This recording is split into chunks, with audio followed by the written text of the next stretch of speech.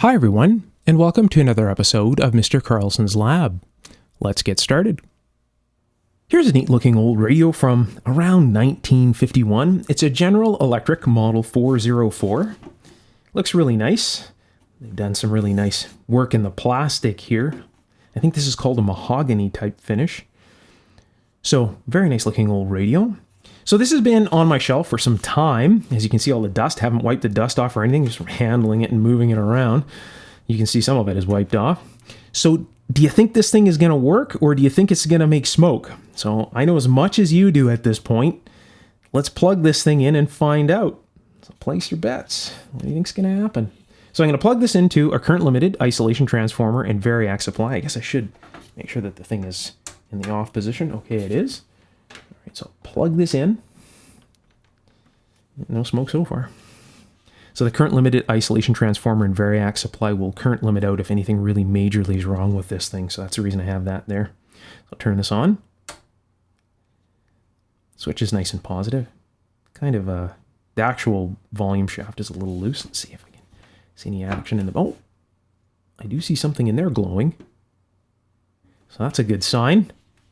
It's still silent though. Let it sit for a moment. Oh, there's a bit of hum there. It's coming to life. There's a little bit more than a little bit of hum there. Okay, there's a ton of hum there. The whole case is vibrating. Okay, so already we're starting the troubleshooting procedure. So what's happening right now? Okay, so we know that the audio output tube is working, we know that the rectifier is working, and we know that all the tubes are lighting up. If one of the tubes was burnt out, then we wouldn't get anything. Alright, so all the tubes in this are lit up. So now, let's see if the volume changes anything. I hear a difference. Hear that? So we do have amplification going on. So, next thing is, I'll move the tuning around. Let's see if we can kind of hear a station in there or anything.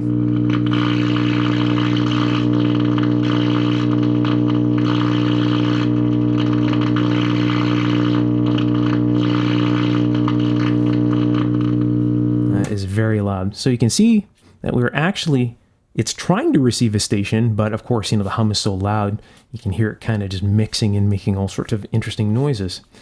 So just from this test, we've verified that the audio output tube is working. It's obviously strong. The whole case is vibrating. We know that we can change the volume by moving the volume control, so there is amplification happening. We know that the rectifier is working in here because it's humming. There's obviously B+.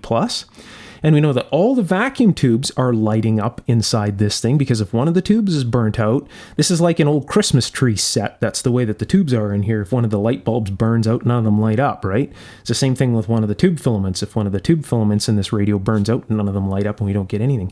So we've already diagnosed so much inside this radio just with this one test.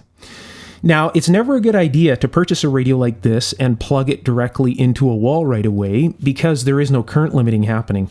So the current that's supplied to this thing through the line cord right now is through an isolation transformer, and it is current limited. So if anything was to majorly go wrong, there would be no more damage happening to this radio. That's why I can do this.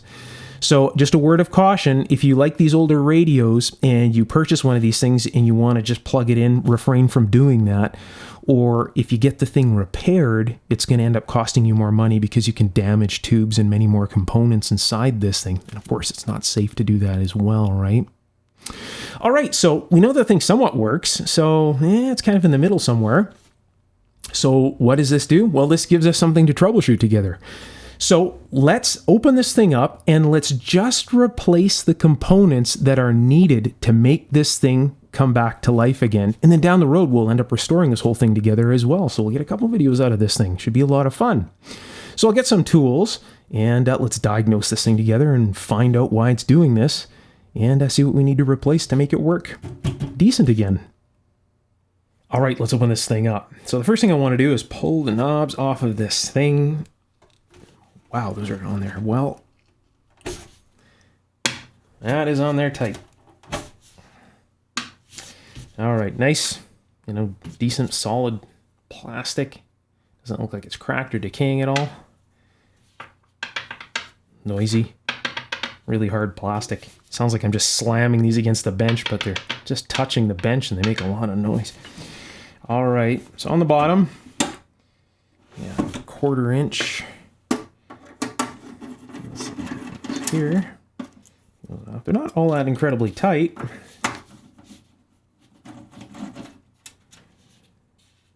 There.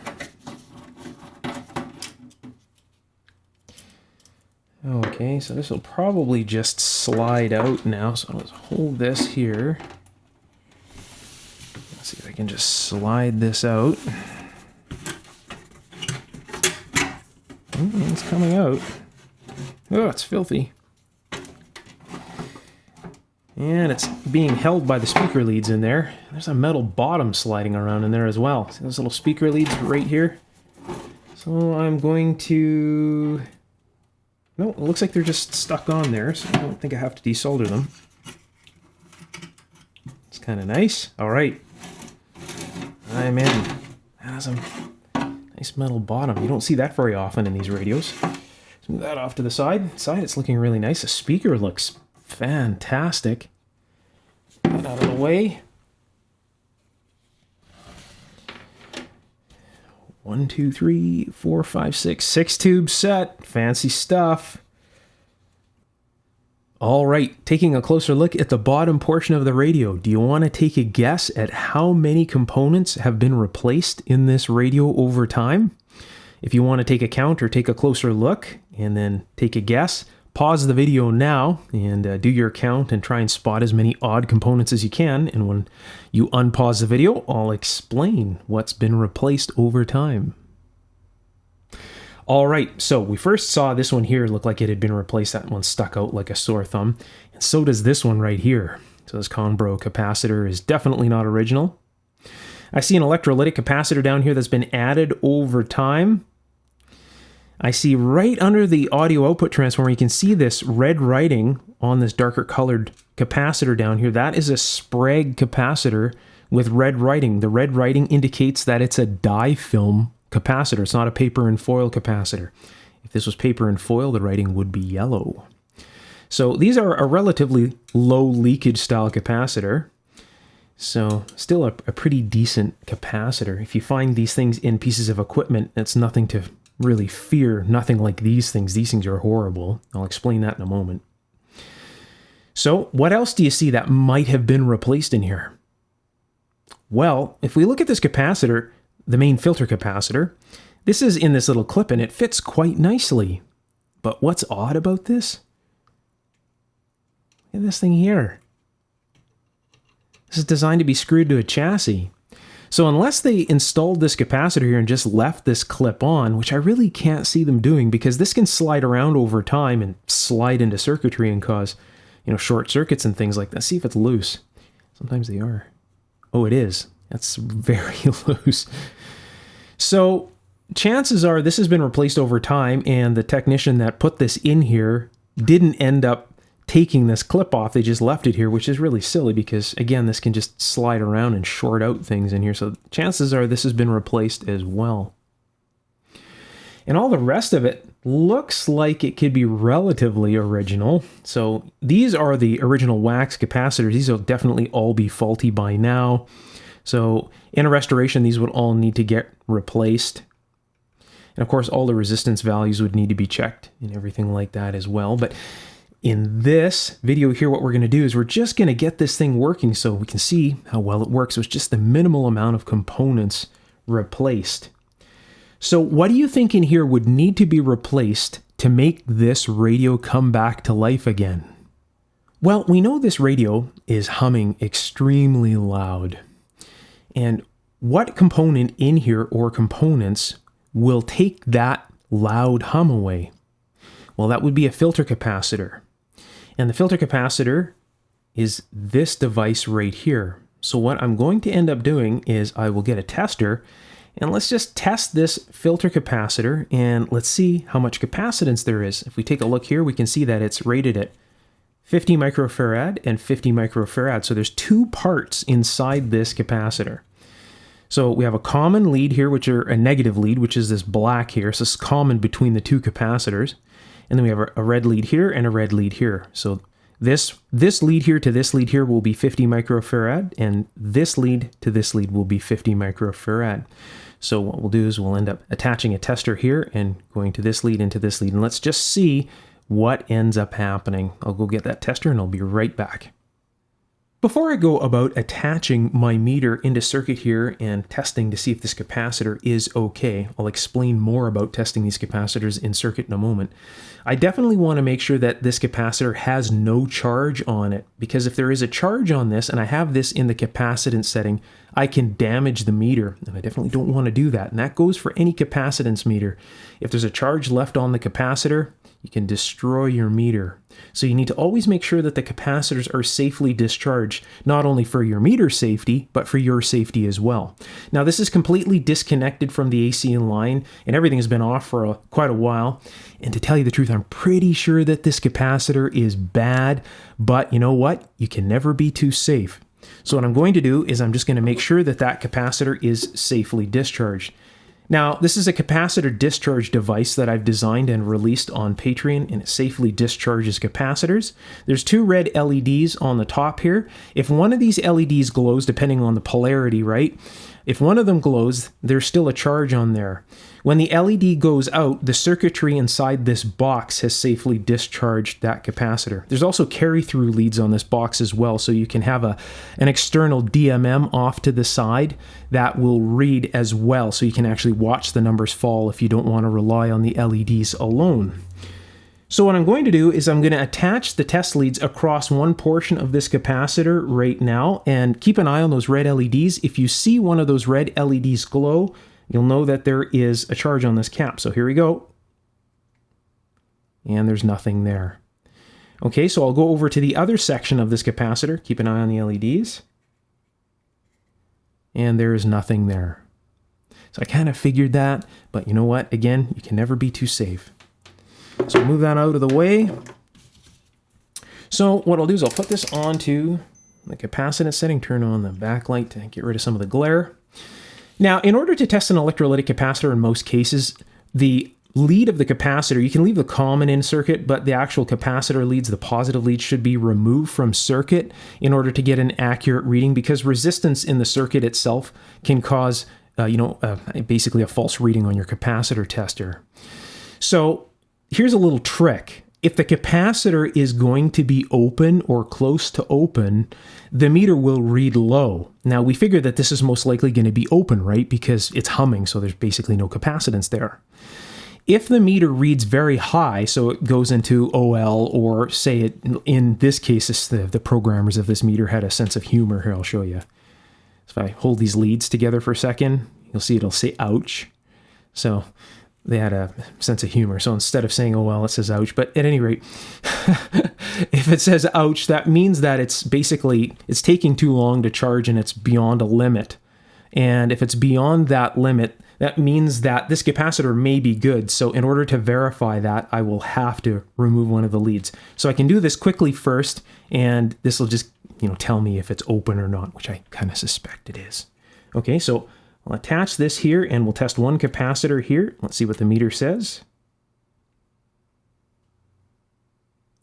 So we're just over half of 1 microfarad, and this is supposed to be 50 microfarad. So what does that tell you? One section of the filter is open. Let's take a look at the other section of the filter here. So I'll put this lead over here. And again, we're just over half of 1 microfarad. And they're supposed to be 50 and 50. So I didn't even need to move the capacitor out of circuit to test this. A nice little shortcut when you suspect a capacitor like this is open. Again, if this read high, if the reading was high on here, I would have to open a lead to verify this. So what I'm going to do is I'm just going to tack in two 47 microfarad capacitors across this one here, and we'll see if that eliminates the hum. And we'll see if we can get any radio stations. Now, in a case where you're about to restore or repair a radio like this, you can never leave the old capacitor in circuit because the capacitor can short circuit at any time. You can never do that. The old cap always has to be removed. But in this case, we're just doing a bit of troubleshooting and we're trying to just get the thing going. So I'm just going to tack 2 into circuit and let's see what happens. We'll see if we can actually receive any radio stations with just the filter capacitor replaced. All right, I grabbed 2 capacitors out of the bin here and I will just put these into circuit, tack them into circuit like so. That should hold. And I'll tack this down here. I'll bend this forward. Switch hands. And run that into circuit like so. No problems. And I will tack this one over here. So I'm going to add some solder to this one here. It doesn't look like there's a whole lot of solder on that terminal, which will make things a little bit difficult. So I'll add some solder here. And I will put this here, like so. Now, what I'm going to do is just take a piece of junk wire and run the negative back over to this area right here. So I'll just have this out like so. So from the other radio, when I cut that antenna lead off, I still have this around here. So I'm just going to strip a piece of wire here. And that should hold up. That should hold up for now. So what I'll do is I will put a little bit of solder on this so that it solders much easier when I put this into circuit, like so. Add this down into here.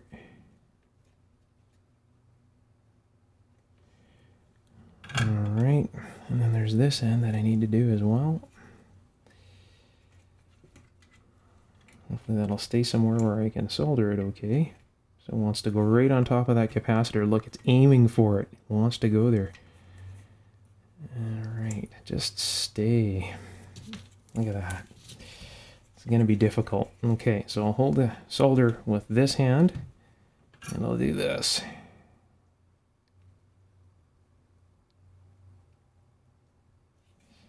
Alright, add a bit of solder to the lead of the capacitor. Look at that. It just wants to aim right for it. How often does that happen?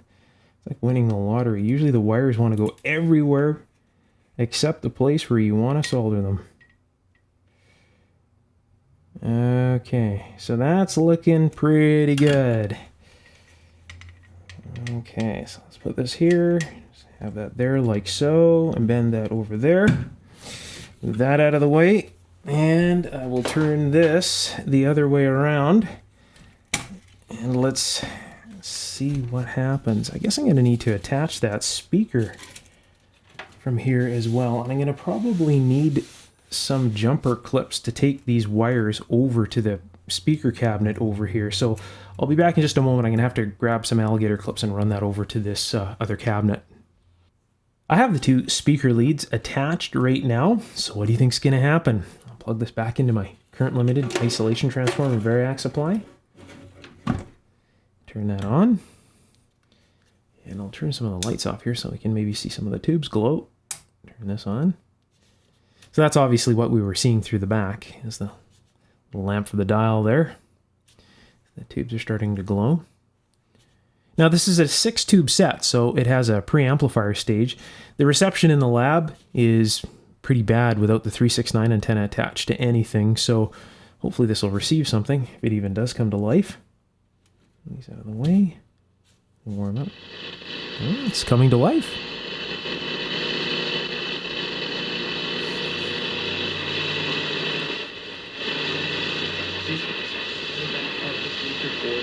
Radio station right there.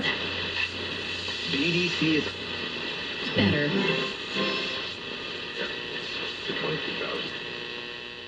There's radio stations.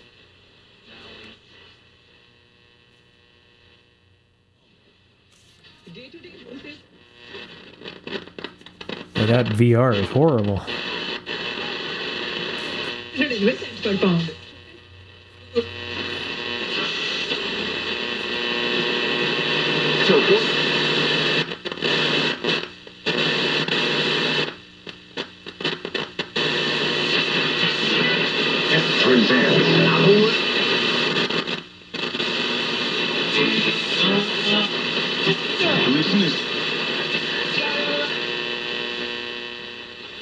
So it is receiving, it is working. So just those two capacitors have brought this thing to life, and it's actually receiving not bad for no external antenna. It's just this antenna right here in the lab. And as I've said before, there is very little reception in here. So it's doing incredibly well with just the two filter capacitors.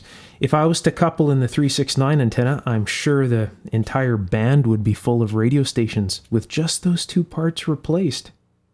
So this should make a very nice restoration.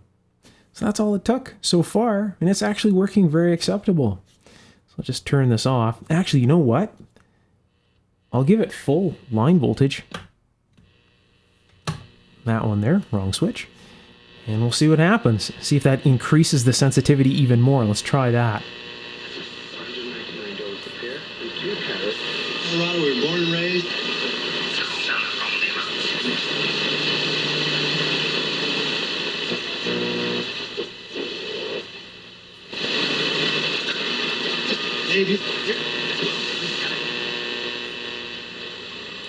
It's definitely helping.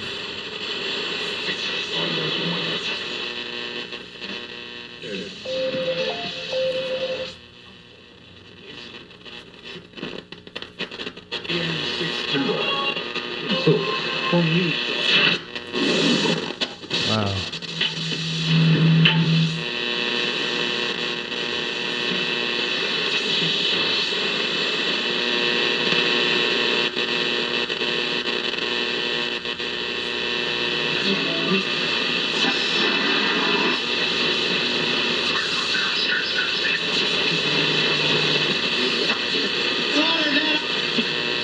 Some pretty strange radio programs on during the day.